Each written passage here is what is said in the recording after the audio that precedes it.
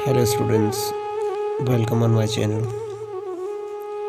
Humanities के history के BA third year के स्टूडेंट के लिए क्वेश्चन हम करने जा रहे हैं, जो कि मारवाड़ के शासक राव मालदेव से रिलेटेड है। मालदेव का जन्म 5 दिसंबर 1511 को हुआ।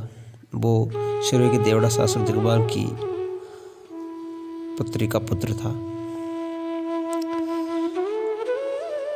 राव मालदेव राव गंगा का ज्येष्ठ पुत्र था और राव गंगा की मृत्यु जो है होने के उपरांत में राव मालदेव 5 जून 1531 को मारवाड़ की गद्दी पर बैठता है।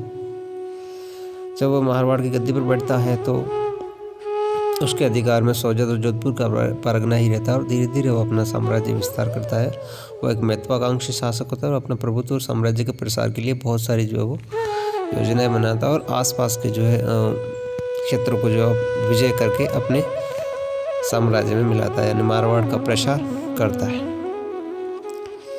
बात करते हैं खानवा के युद्ध के पश्चात मेवाड़ की शक्ति जो है क्षीण हो चुकी थी और इसी का लाभ उठा करके जो है राव मालदेव ने आसपास के क्षेत्रों को जीतना शुरू कर दिया और अपने क्षेत्र का विस्तार किया। ऐसा कहा जाए तो राव गंगा ने जो है खानवा के युद्ध में महाराणा सांगा की हेल्प की थी और उस हेल्प का जो उद्देश्य जो है वो निम्न हो सकते हैं। मेवाड़ संकट में था, तब उसे सैनिक सहायता प्रदान कर अपने प्रभाव में लाने का अच्छा अवसर था, इसलिए कि दूसरा कारण है मालदेव समझता था कि गुजरात के अधिकार में केवल चित्तौड़ आ जाने से बहादुर शाह अत्यधिक शक्तिशाली हो जाएगा, तो इसीलिए जो वो मालदेव ने मेवाड़ की हेल्प करी थी। सर्वप्रथम मालदेव भादराजून पर अधिकार करता है। भादराजून आक्रमण करने के बाद में वहाँ का शासक वीरा मारा जाता है और 1540 में भद्राजून पर जो राव मालदेव का अधिकार हो जाता है। भद्राजून की जागीर जो अपने पुत्र रतन सिंह को दे देता है और वो नागौर के अधिकार के लिए निकल जाता है। नागौर के शासक दौलत खान को हराता है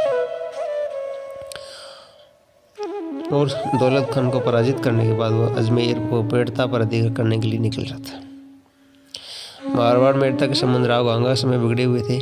मेड़ता का वीरमदेव गंगा की बराबर उपेक्षा और राजकीय आज्ञाओं की अवहेलना करता है, यानी इसका मतलब है मेड़ता का क्षेत्र जो है वो मारवाड़ के अधीन था। जब मेड़ता का शासक सामंत वीरमदेव उसकी आज्ञाओं का हनन कर रहा था, आज्ञाओं का उल्लंघन कर रहा था, तो राव मालदेव ने उसको हरा करके उस क्षेत्र पर जो है वो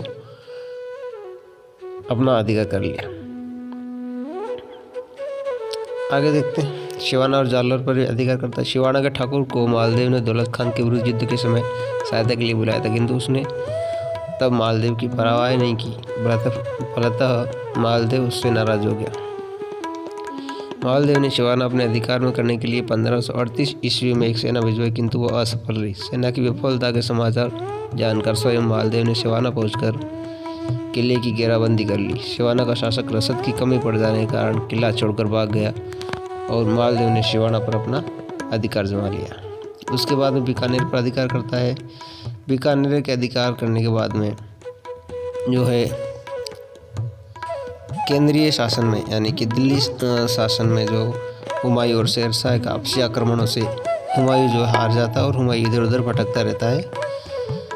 तो कहते हैं हुमायूं जो है मारवाड़ आता है और मालदेव से जो उसकी भेंट होती है। इस चीज़ को लेकर शेरशाह और मालदेव के बीच में भी युद्ध की स्थितियां बन जाती है। हालांकि शेरशाह और मालदेव के बीच युद्ध की और भी कई कारण हैं, जिनमें से एक ये कारण है कि हुमायूं जो मारवाड़ आता है और मालदेव ने हुमायूं की सहायता का आश्वासन दिया था। यद्यपि मालदेव ने हुमायूं को सहायता नहीं दी, तथापि इसके बाद ही मारवाड़ शेरशाह के कारणों से आक्रमणों से बच नहीं सका। पहला कारण है धार्मिक कारण। सीधी सी बात है, एक हिंदू शासक और एक मुस्लिम शासक है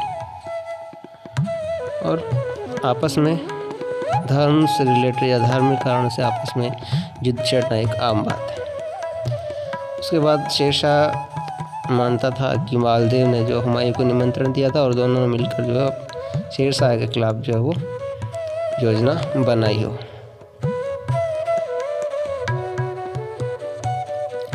राजस्थान की राजनीति दोनों के बीच तनाव स्थापित करने वाले एक अन्य कारण बीरम देव ही था। बीरम देव मालदेव से हारने के बाद शेरशाह के खेमे में चला गया, जहाँ उसने अपना बैठता का राज्य पुनः प्राप्त करने, मालदेव का दर्प दमन करने तो शेरशाह को उत्तेजित कर सहायता चाहिए, ये एक कारण हो सकता है। और ये एक कारण था जिसमें बीरम देव जो है वो शेरशाह या शेर खान से हेल्प के लिए जाता है।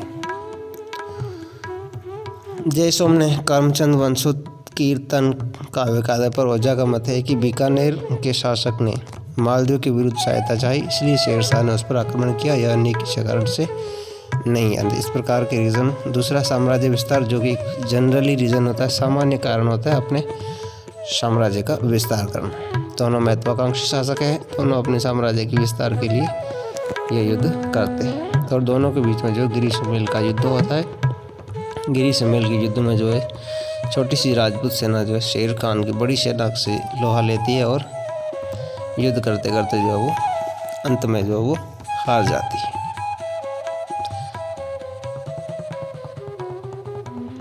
चलिए इतना ही, उसके बाद में नेक्स्ट करते हैं अगले वीडियो में। Thank you.